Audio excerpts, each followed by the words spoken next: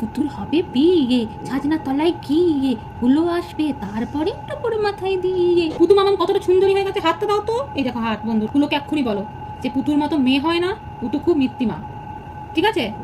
হ্যাঁ বলো তোমরা। এরপরে হুলো তো পাগল হয়ে যাবে। বন্ধুদের বলো, বন্ধু আমি একটু হয়ে গেছে আর একটু বাকি। হ্যাঁ তারপরে কিন্তু হুলোদেরকে বন্ধুরা বলবে যে পুতু খুব মিত্তি। এ সুন্দর রানীমার মতো মুখটা। হাতটা সুন্দর থাকলে তো হুলো বিয়ে করতে চাইবে না।